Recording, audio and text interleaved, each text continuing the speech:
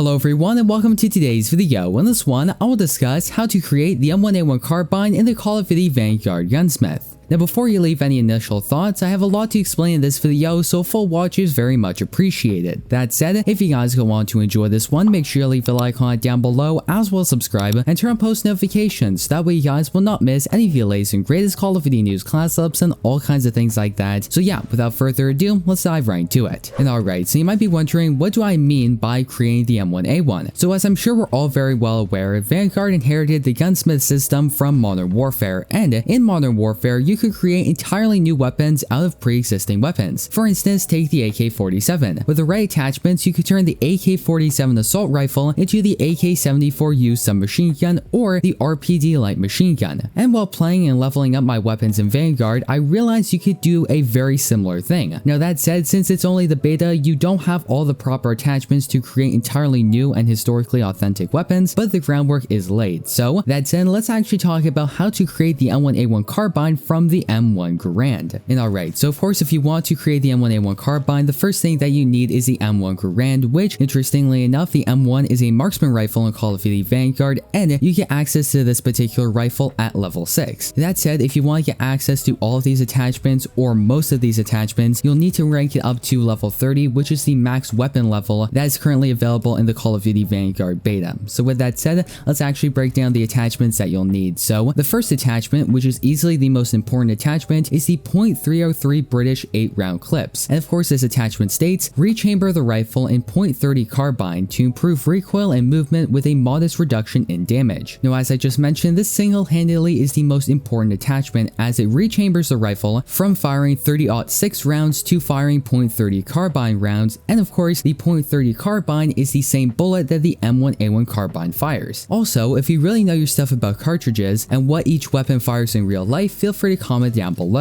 And additionally, this particular attachment will be increasing the recoil control and accuracy, aim down sight speed, fire rate, as well as movement speed, only for downsides of bullet velocity and range, bullet penetration, as well as damage. And that said, let's move on down and talk about our second attachment, which is the Cooper 21 Shrouded Barrel. And this attachment states, this barrel improves bullet velocity and muzzle climb at the cost of accuracy while firing. It also has the effect of steadying the rifle and reducing damage loss over distance, but makes it more difficult to move. Now aesthetically speaking, this attachment significantly reduces the length of the barrel and makes it resemble the M1A1 carbine more. And when I originally saw this barrel, it really reminded me of the M2 carbine from Call of Duty World War II. And alright, so now let's move on down and talk about the third attachment, which is actually the Cooper Adjustable, which I do quickly want to mention that this attachment replaces the stock of the M1 Garand with a collapsible stock, making it way more authentic to the original M1A1. However, sadly this attachment cannot be unlocked yet, as it's unlocked at weapon level 43 and the current cap is level 30. However, once you equip the first two attachments and inspect the third attachment, you get a very quasi M1A1 carbine / M1 Garand hybrid rifle. Now I will admit, this isn't the most authentic M1A1 carbine. However, the main purpose of this video is to showcase that even in the beta, the feature of creating new weapons out of pre-existing ones like we saw in Modern Warfare is back, and to keep an eye out for it when the full game releases in November. So now you might be wondering, is the quote-unquote M1A1 carbine good in Vanguard? And the answer is not really. So if you're using the M1 Garand, it's best to stick back at longer ranges and utilize the 2-shot kill potential. But that said, if you really want to mess around in the Gunsmith and create a new gun and give it a try, this is a really good option. So yeah guys, with that said, that's gonna effectively wrap up today's video. I hope you went on to enjoy it, and if you did, don't forget to leave a like on it down below, as well as subscribe and turn on post notifications, so that way you guys will not miss any of the latest and greatest Call of Duty news, class ups, and all kinds of things like that. So thank you once again for watching this video. I'm your host, Jungle, and hope to see you in the next one.